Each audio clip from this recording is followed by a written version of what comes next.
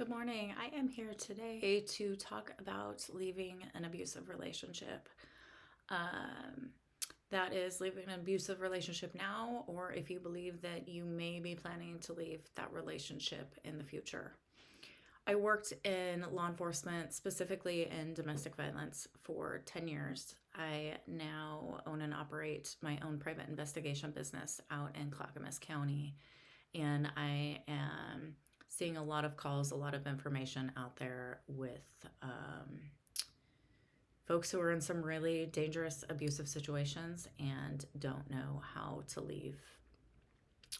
For simplicity purposes, I am going to speak narrowly from the perspective of heterosexual relationships, male abuser, female victim. It's not because I don't recognize that abuse happens in all sorts of relationships, but statistically speaking, we know that the bulk of the numbers are male perpetrators and female victims, and it's just easier to speak that way.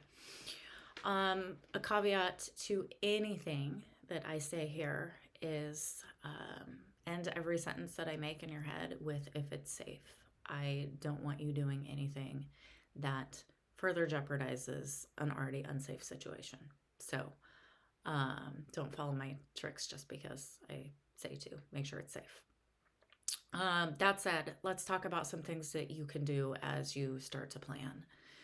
The first of those, depending on the level of financial abuse and control, is save any money you can. Keep it hidden. Keep it so that he doesn't know about it. Even if that's you going to the grocery store, getting, $1, $1.50 and change, and putting that somewhere safe. You may need it. You may need it to flee and grab an Uber. You may need it to buy some kind of device to be able to safely communicate on. You just may need it. So if you can save money, start saving some money, no matter how much that is. That kind of leads into my second piece. If you can, get a burner phone. Go down to your local Walmart or your 7-Eleven, buy the cheapest, crappiest phone you can buy, throw some minutes on it, and keep that phone hidden. Whether that's outside somewhere, that's in the garage, that's under the bed, wherever that is, keep that phone hidden and use that phone to have a safe means of communication.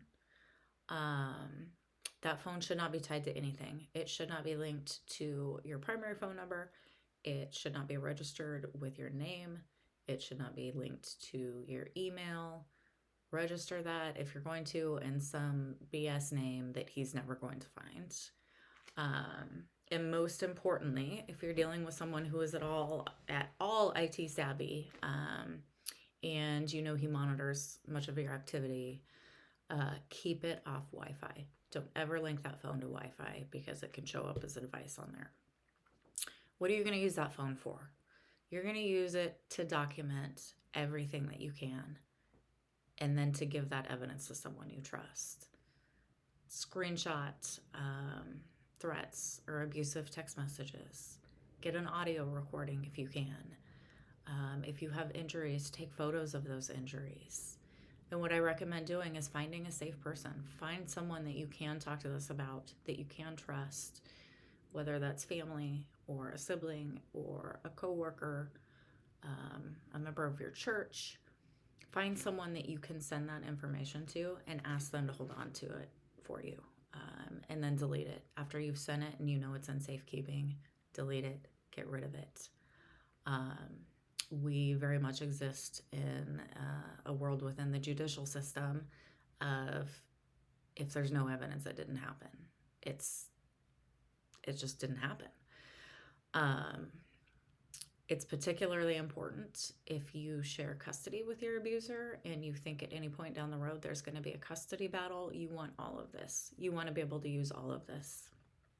There are more ideas, but these are the basics to get you started.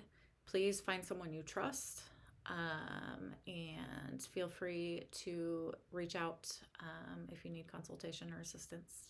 Take care of yourselves. Bye.